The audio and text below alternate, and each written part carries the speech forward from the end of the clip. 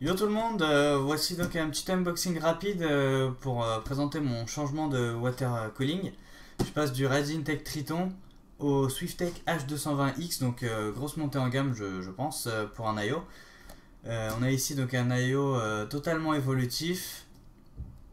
On pourra y brancher carte graphique, enfin pas mal de choses par la suite. Pour l'instant c'est CPU. Avec donc du matériel haut de gamme, on a un Waterblock CPU haut de gamme de chez Swiftech. On a un radiateur en cuivre laiton, donc loin devant les aluminiums qu'on voit partout. On a des LED, on reste dans du design. On a une pompe séparée, pas dans le Waterblock CPU comme la plupart ou ailleurs. On a deux ventilateurs. D'après les avis, ils sont performants, ils sont bons. Le radiateur ne demande pas de la grande vitesse, donc c'est pas des ventilateurs bruyants. Maintenant, je compte les changer. Je voulais mettre quelque chose avec des couleurs plus sympathiques. On verra ça plus tard.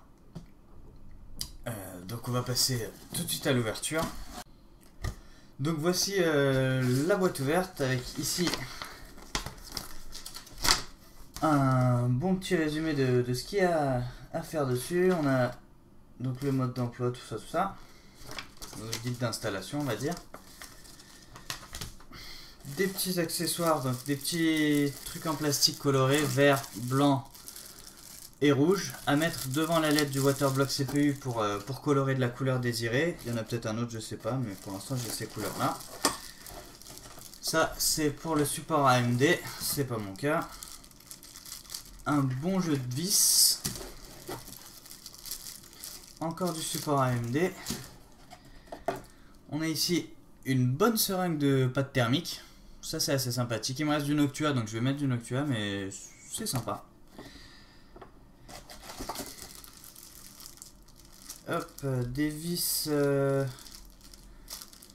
une visserie, je ne saurais pas dire si elle est plus silencieuse, il y a des ressorts.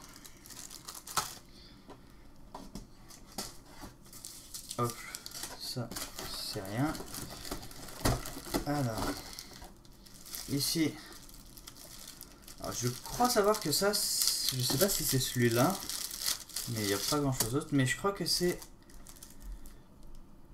un petit hub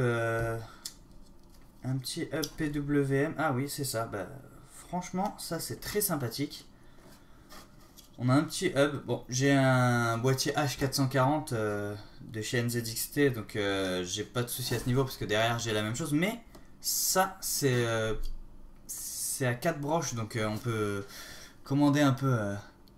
Voilà, il y a 8 x 4 broches. On colle derrière, très simple. Hop, ça se branche en... Bonne question. C'est du SATA. Bah, SATA. Ils ont une façon de voir le SATA un peu différent, mais c'est du SATA, ça se branche en SATA, donc pour l'alimentation je suppose, et en 4 pins ici, ça c'est excellent. On va pouvoir commander les ventilos, bon il y en a 8 en plus, c'est franchement sympathique ce petit accessoire. Faut savoir que chez NZXT, bon, ça peut valoir un petit 30 € pour avoir un hub PWM comme ça. On sort la bête. Hop là, alors il pèse son poids, hein. On a ici joli ventilo.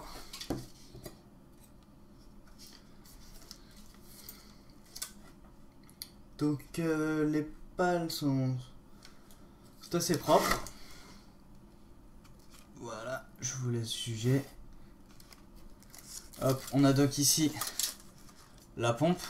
On a un petit écriteau Warranty Void if removed, donc la garantie saute si on enlève ça, mais je pense pas que ce soit le mot, je pense que c'est la pompe si on la démonte, parce que sinon le mot il s'enlève déjà. Donc j'espère pas.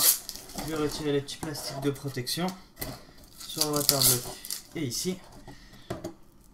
Donc là, un gros Waterblock assez plat, mais bien gros.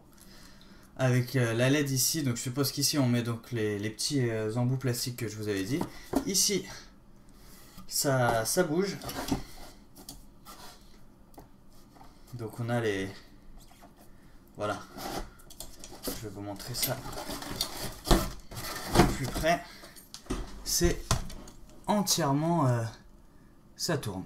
Voilà. Ici ça tourne aussi au niveau de la pompe. Donc c'est réglable dans le sens que vous voulez. On a un petit système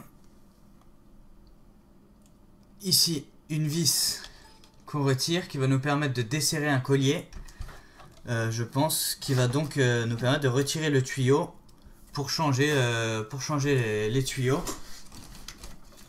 Si on veut passer sur du transparent, si on veut donc upgrade, mettre pour le GPU, pour un autre matos ou double CPU, enfin je sais pas qui a quel matos, mais si on veut upgrade son matériel, c'est excellent. C'est assez facile. Ça m'a l'air bien serré, donc bien... Hop, ici ça tourne aussi. Hop. On a ici une petite ouverture, je crois qu'elle est éclairée par LED aussi à l'intérieur, où on verra le liquide. Je sais pas s'il y a une couleur après, si ce sera rouge, blanc ou quoi.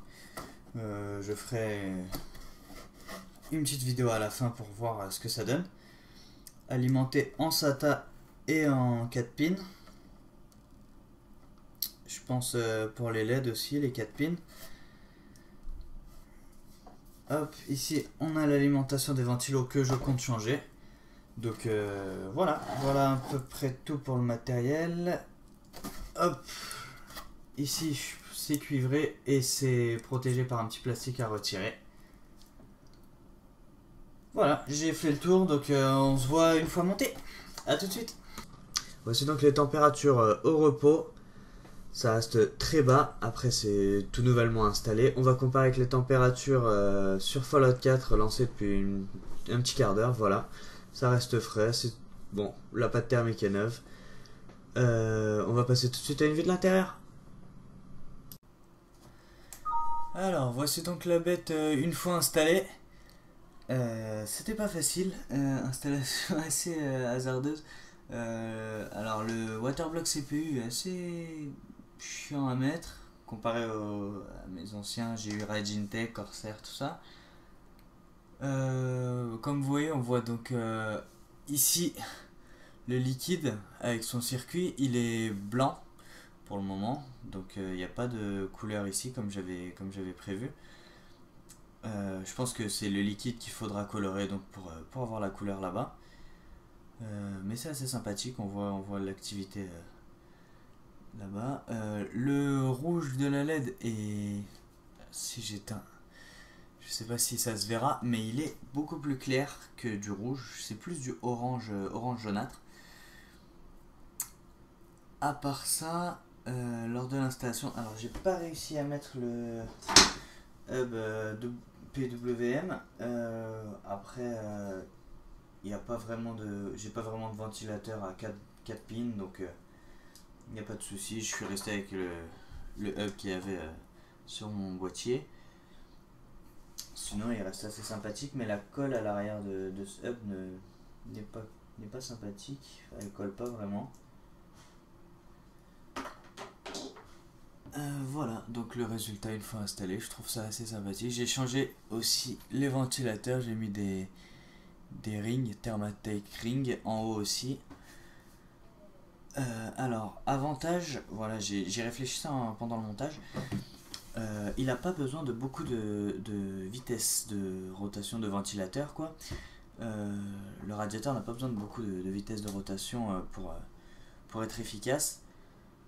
En contrepartie, il faut une haute pression statique des ventilateurs. Donc bien choisir ces ventilateurs. Et ça m'avantage dans le sens où ce boîtier est pas... Voilà, il a que cette petite ouverture, qu'une petite ouverture ici. Hop, qu'une petite ouverture ici pour aérer. Donc comme ça, on est content. À part ça, les câblages sont assez faciles à mettre, assez bien gainés, bien protégés, enfin voilà. Voilà donc le résultat, je vous fais voir un peu de plus près et on arrêtera la vidéo ici.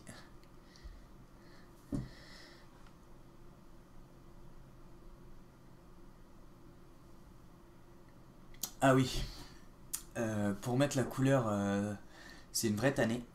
J'ai peut-être même rayé un peu la partie là-bas. Il faut enlever quatre petites vis entre guillemets à pression. C'est pas des vis, c'est pas à visser, mais c'est à pression. Il faut essayer de les enlever avec un couteau ou quelque chose comme ça. Et c'est absolument pas facile. Et il y avait un filtre bleu à l'intérieur. Donc il y a bien du bleu pour ceux qui sont intéressés. Voilà. Donc je vous dis à une prochaine vidéo et n'oubliez pas de vous abonner.